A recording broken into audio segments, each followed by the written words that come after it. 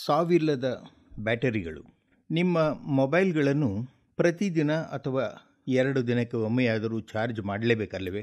ಎಷ್ಟೋ ಬಾರಿ ತೀರಾ ಅಗತ್ಯವಿದ್ದಾಗಲೇ ಬ್ಯಾಟ್ರಿ ಖಾಲಿಯಾಗಿ ಕಿರಿಕಿರಿಯಾಗಿರುವುದು ಉಂಟು.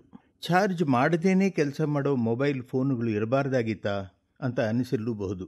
ಇತ್ತೀಚೆಗೆ ಬೀಟಾವೋಲ್ಟ್ ಎಂಬ ಚೀನಾದ ಕಂಪನಿಯೊಂದು ಇಂತಹ ನಿಮ್ಮ ಆಸೆಯನ್ನು ಪೂರೈಸುವ ಸಾಹಸಕ್ಕೆ ಕೈ ಹಾಕಿದೆ.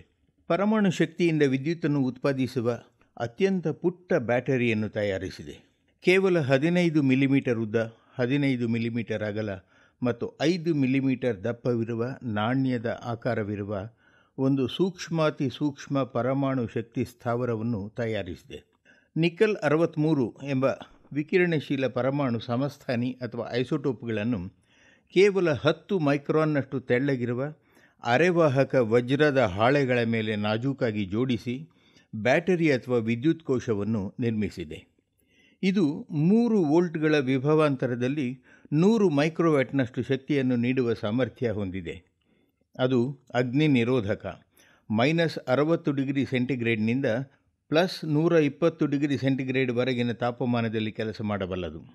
ಇದು ಪರಮಾಣು ವಿಕಿರಣದಿಂದ ದೊರಕುವ ಎಲೆಕ್ಟ್ರಾನ್ಗಳಿಂದ ವಿದ್ಯುತ್ ಉತ್ಪಾದಿಸುವುದರಿಂದ ನಿಕಲ್ ಪರಮಾಣುಗಳು ವಿಕಿರಣವನ್ನು ಹೊರಸೂಸುವಷ್ಟು ಕಾಲವೂ ವಿದ್ಯುತ್ತನ್ನು ಉತ್ಪಾದಿಸುತ್ತಲೇ ಇರುತ್ತದೆ.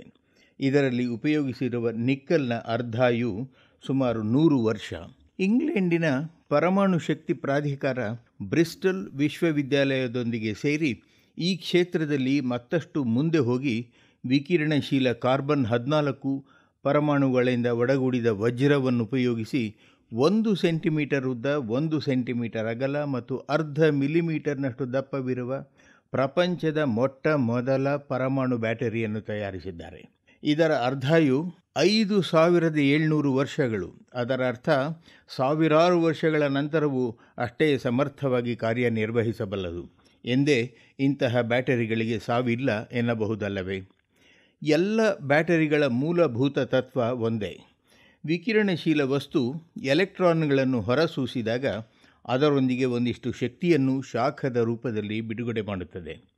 ಈ ಶಾಖವನ್ನು ಉಷ್ಣಯುಗ್ಮ ಅಥವಾ ಥರ್ಮೋಕಪಲ್ ಎಂಬ ಉಪಕರಣದ ಮೂಲಕ ವಿದ್ಯುತ್ತನ್ನಾಗಿ ಪರಿವರ್ತಿಸಲಾಗುತ್ತದೆ. ಇದು ಒಂದು ವಿಧಾನವಾದರೆ, ಮತ್ತೊಂದು ಇತ್ತೀಚಿನ ಪರಿಷ್ಕೃತ ವಿಧಾನದಲ್ಲಿ ಬಿಡುಗಡೆಯಾದ ವಿಕಿರಣವನ್ನು ಹಲವು ಅರೆವಾಹಕಗಳಲ್ಲಿ ಸೆರೆ ಹಿಡಿದು ತನ್ಮೂಲಕ ಬಂದ ಎಲೆಕ್ಟ್ರಾನ್ ರಂಧ್ರ ಜೋಡಿಗಳನ್ನು, ಎಂದರೆ ಎಲೆಕ್ಟ್ರಾನ್ ಹೋಲ್ ಪೇರ್ಸ್, ಉಪಯೋಗಿಸಿ ವಿದ್ಯುತ್ತನ್ನು ತಯಾರಿಸಲಾಗುತ್ತದೆ. ಇಂತಹ ಬ್ಯಾಟರಿಗಳ ಸಾಮರ್ಥ್ಯ ಸಾವಿರಾರು ವರ್ಷಗಳಾದರೂ ಕಡಿಮೆಯಾಗುವುದಿಲ್ಲ. ಇವುಗಳ ಶಕ್ತಿ ಸಾಂದ್ರತೆ ಅತ್ಯಂತ ಹೆಚ್ಚು. ಇವುಗಳ ನಿರ್ವಹಣಾ ವೆಚ್ಚವೂ ಕಡಿಮೆ. ಆಗಿಂದಾಗ್ಗೆ ಬ್ಯಾಟರಿ ಬದಲಿಸುವ ಅಥವಾ ಚಾರ್ಜ್ ಮಾಡುವ ಗೊಡವೆ ಇರುವುದಿಲ್ಲ. ಇವು ಎಂತಹುದೇ ಕಠಿಣ ಪರಿಸ್ಥಿತಿಗಳಲ್ಲಾಗಲಿ ಯಾವುದೇ ವಿಪರೀತ ವಾತಾವರಣದಲ್ಲೂ ಸಮಸ್ಯೆ ಇಲ್ಲದೆ ಕೆಲಸ ಮಾಡಬಲ್ಲವು. ಉದಾಹರಣೆಗೆ, ಬಾಹ್ಯಾಕಾಶದಲ್ಲಾಗಲಿ ಸಮುದ್ರದಾಳದಲ್ಲಾಗಲಿ ಇವುಗಳ ದಕ್ಷತೆ ಬದಲಾಗುವುದೇ ಇಲ್ಲ.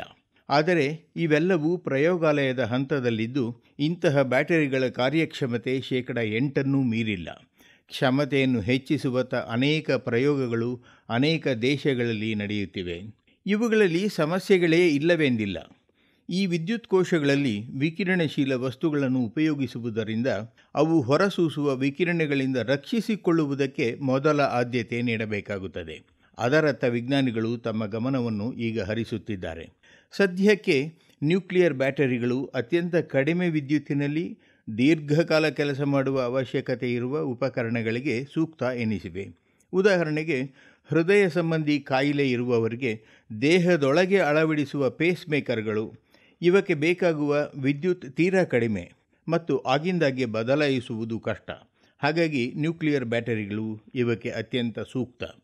ಇದಲ್ಲದೆ ಬಾಹ್ಯಾಕಾಶ ಪ್ರಯೋಗಾಲಯದಲ್ಲಿ, ಸಮುದ್ರದಾಳದ ಪ್ರಯೋಗಾಲಯಗಳಲ್ಲಿ, ದೂರ ನಿಯಂತ್ರಿತ ವೈಜ್ಞಾನಿಕ ಸಂಶೋಧನಾ ಕೇಂದ್ರಗಳಲ್ಲಿ, ರಕ್ಷಣಾ ಅಥವಾ ಮಿಲಿಟರಿ ಕ್ಷೇತ್ರದಲ್ಲಿ ಮತ್ತು ಸೈಬರ್ ಸುರಕ್ಷತೆಗೆ ಸಂಬಂಧಪಟ್ಟ ಉಪಕರಣಗಳಲ್ಲಿ ಇಂತಹ ಬ್ಯಾಟರಿಗಳ ಉಪಯೋಗ ಆರಂಭವಾಗಿದೆ.